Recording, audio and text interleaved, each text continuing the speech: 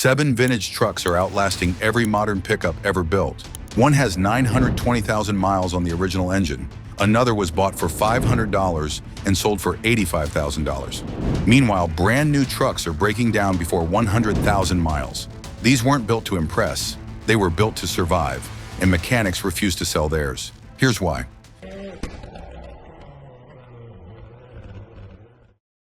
Number 7. The truck nobody's talking about. The 1978 to 1993 Dodge D-Series W250. While everyone's chasing $60,000 Cummins trucks, this gas-powered workhorse is flying under the radar. And that's exactly why smart buyers are scooping them up. Here's what you need to know. The 360 cubic inch V8, simple, durable, no turbo to fail, no injection pump to rebuild, just spark plugs and oil changes. There's a construction company in Arizona running 3 1985 W250. All 3 have over 400,000 miles. They haul tools and materials every single day. The owner says they're more reliable than his new trucks. The frame is fully boxed steel. The suspension is leaf springs. The transfer case is cast iron. Everything is mechanical, nothing electronic to fail. Here's what makes this shocking. Clean examples are selling for $8,000 to $15,000. That's a fraction of what a Cummins costs.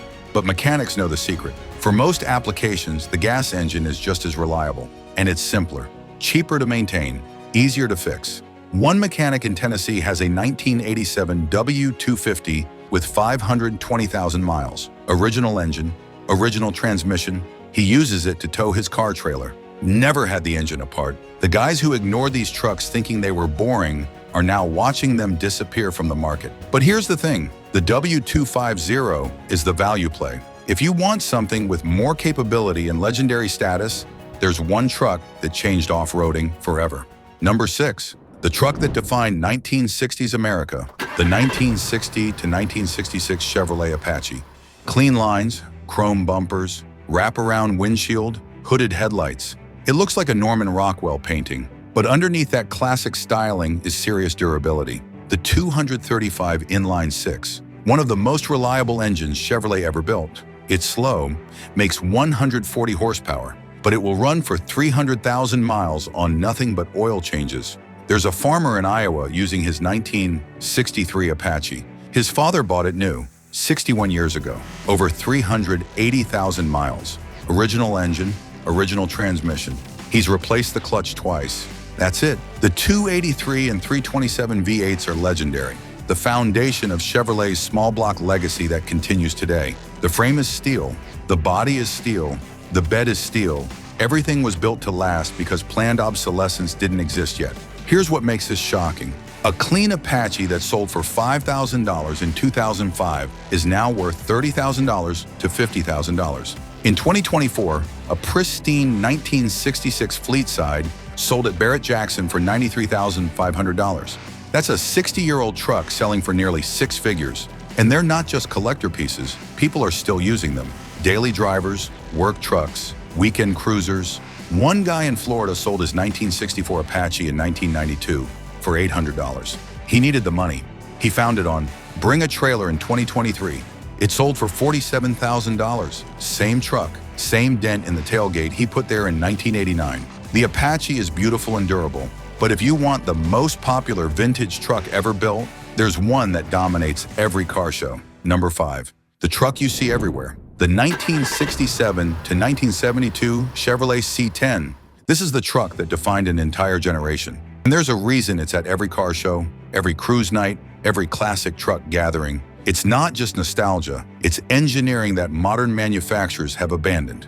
The 350 small block V8, one of the most reliable engines ever built. Owners are reporting 300,000, 400,000, even 500,000 miles on original blocks. There's a documented 1970 C10 in Texas with 650,000 miles on the original 350. The owner changed the oil every 3,000 miles and replaced the timing chain once. That's it. And here's the beautiful part. When something does wear out, you can fix it in your driveway with basic hand tools. No computers, no sensors, no dealer-only diagnostics, no software updates. The frame is fully boxed steel, overbuilt, heavy. It doesn't twist, it doesn't crack. The suspension is simple leaf springs and coil springs. No airbags, no electronic dampers, no adaptive systems that fail and cost $3,000 to replace. Here's what makes this shocking.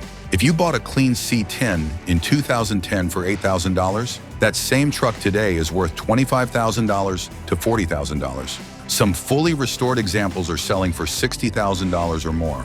That's not just appreciation. That's investment-grade returns that beat most stock portfolios. Parts are everywhere. The aftermarket is massive. You can walk into any auto parts store and get what you need same day. One mechanic in California sold his 1968 C10 in 2008 for $6,500. He saw it for sale again in 2023 for $38,000. Same truck, same VIN. He tried to buy it back. The owner wouldn't sell. The C10 is legendary. But if you want something that can go off-road and has even more cult following, there's one truck that's hitting six figures. Number 4, the truck that started it all, the 1948 to 1956 Ford F-Series, the first generation. Before 1948, trucks were basically modified cars with beds welded on. But when Ford introduced the F-Series, they created a purpose-built work vehicle designed from the ground up to haul, tow, and survive. And it changed the industry forever. The Flathead V8, the same engine that powered hot rods and race cars, it makes around 100 horsepower. That's nothing by today's standards. But here's the thing. Flathead V8s are nearly indestructible. The design is so simple, there's very little to go wrong. No overhead valves, no complex valve trains, no timing chains. Just a block of iron with pistons going up and down. Owners are reporting 200,000, 300,000, even 500,000 miles on original flathead engines. Some have been running for 75 years without a rebuild. There's a documented 1951 F1 in North Carolina with 487,000 miles on the original flathead V8. The owner is the third generation in his family to drive it. His grandfather bought it new in 1951. His father drove it. Now he drives it. And it still runs perfectly. The frame is steel. The body is steel. The fenders are steel. Everything was built to last because that's how things were made in the 1940s and 50s. Here's what makes this shocking. These are 70 to 80-year-old trucks, and they're still on the road, still working, still earning money. Clean examples are selling for $40,000 to $80,000. Fully restored F1s are hitting $100,000 or more. In 2023, a fully restored 1953 F100 sold at Mecum Auctions for $121,000. That's not just collector value. That's proof of engineering excellence that has stood the test of time for 8 decades. One guy in Michigan scrapped his grandfather's 1950 F1 in 1979. He got $150 for it. He recently saw one just like it sell online for $68,000. He says it's the biggest financial mistake he ever made. The first-gen F-Series is history, but if you want iconic 1950s styling with even more appreciation, there's one design that defined an entire era. Number 3, the truck that defined 1950s style, the 1955 to 1959 Chevrolet Task Force. Wraparound windshield, hooded headlights, chrome grille, egg crate front end. It's instantly recognizable and absolutely timeless. But underneath that beautiful styling is serious durability that modern manufacturers can't replicate. The 235 inline 6. Legendary for longevity, it's slow, makes around 140 horsepower, but it will run for 300,000 miles without major work. The 265 and 283 V8s are the foundation of Chevrolet's small block legacy. Simple, reliable, easy to rebuild when the time comes. There's a delivery company in California still using a 1957 Task Force 3200 for local deliveries. It has 620,000 miles on the original 235 six-cylinder engine. They've rebuilt the transmission twice and replaced the rear axle once. The engine has never been apart. The frame is steel. The suspension is leaf springs. The cab is steel. The bed is steel. Everything was built to survive decades of use. Here's what makes this shocking. Values have gone insane. A clean Task Force that sold for $3,000 in 2000 is now worth $40,000 to $70,000.